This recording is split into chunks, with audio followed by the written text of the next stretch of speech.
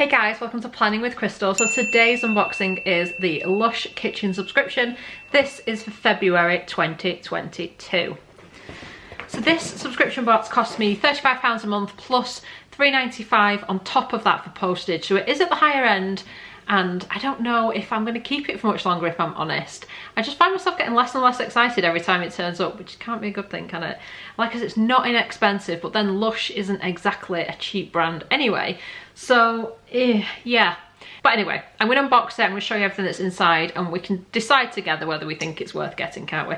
So this, like I said, is the February 2022 box. Everything is now on my phone. They no longer do a physical leaflet, it's all digital, but I will be able to tell you about the products as we go along. I've got all the information here. So the theme this month is Be Beautiful, Clean and Fluffy, which seems really random because it's February, so it's like Valentine's theme I would be expecting, although I guess maybe everyone's had enough Valentines.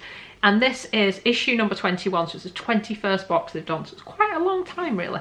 Anyway, so it's a vegan and cruelty-free box, and it's got Eco Pops inside, which are made from expanded cornstarch. You just literally put water on them, they disappear. So try to be as eco-friendly as possible with this box, which you would kind of expect from Lush anyway. So in this one's box, we have got 5 items, which is pretty standard. We get about 5 items a month.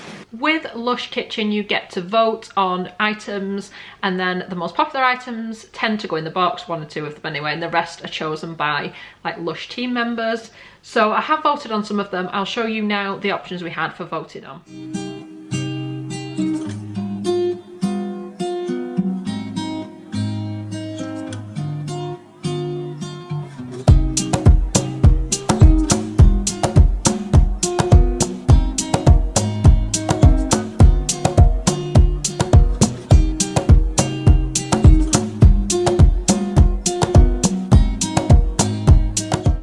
So the first item I see is this little guy. It's called the X Factor. It's a community pick and it's a bath bomb. It says, run your bath, drop it in and watch it disappear into the blue. It smells really nice actually. I can see it's got a ylang ylang oil, which I don't usually like the scent of, but whatever it's balanced with, I actually really quite like that. And this is one thing to keep in mind with the Lush subscription. Everyone gets the same. There's no option for like opting out or anything. So if you don't have a bath or don't like bath bombs, it's probably not going to be the subscription for you because you do see them quite a lot. Next up, we've got this little guy. This is a body scrub. It's called Cherry-ish. The first ingredient is fine sea salt. Oh, it's very, very synthetic cherry smelling. Stroke over wet skin to smooth skin with warm, uplifting Cocoa Absolute, then rinse. It has got dried cherries, ground cherry stones, and it's got white chocolate in there, vegan white chocolate of course. It does smell kind of like cherry chocolate. Next up, we have got the Heart of Enlightened Expectation, which is a community pick. It's a bubble bar melt. Crumble this soothing heart under running water and vanish beneath the bubbles. Kind of looks like a cake actually, with that whipped texture and gold glitter. So it has got organic cocoa butter, it's got bergamot oil, geranium oil, jasmine absolute, rose absolute, ylang ylang oil. Not as much of a fan of the smell of this actually. I think it's the ylang ylang and the jasmine, 2 of my probably least favourite scents. The one thing I do like though about a bubble bar is you do get more than one use out of it, whereas a bath bomb is generally in and it's done. I find the bubble bar a lot easier to sort of break apart and use more than once. That's just me. Then we have got a shower gel. This is the Keep It Fluffy kitchen exclusive shower gel. Maybe this is why it's called Keep It Fluffy. Draw the shower curtain and disappear into a sweet, sultry ylang ylang jasmine and vanilla haze. This is just not going to be for me with those scents, is it? It's 100 grams. Now we generally get 250 grams in the shower gel, so it seems a bit mean to just give us 100 grams in this particular box. Yeah, not for me. That scent's just not for me.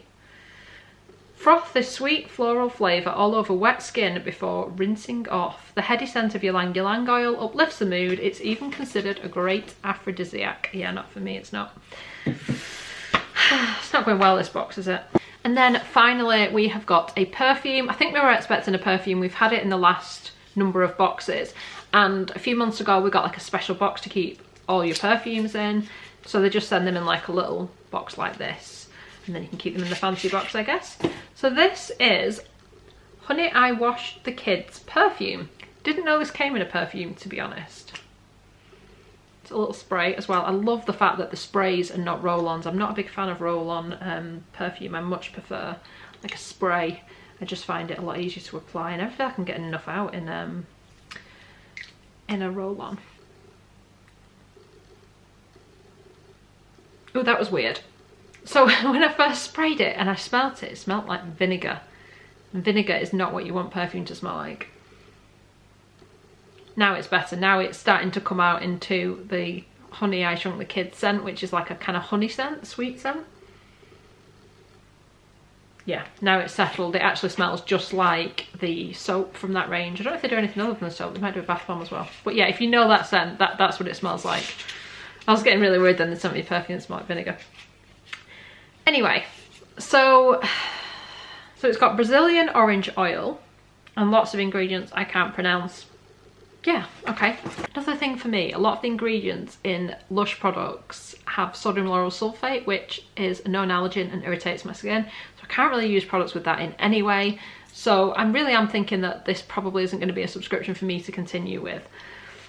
Let me know your thoughts. I just, like I said as well, as much as that's a part of it, the other part is I just don't get excited for this box anymore. And I got lots of other subscription boxes that I get genuinely excited when they arrive, and this just isn't one of them for me. So I might take a little bit of a break. I might come back to it. I don't know. It's just not doing it for me anymore.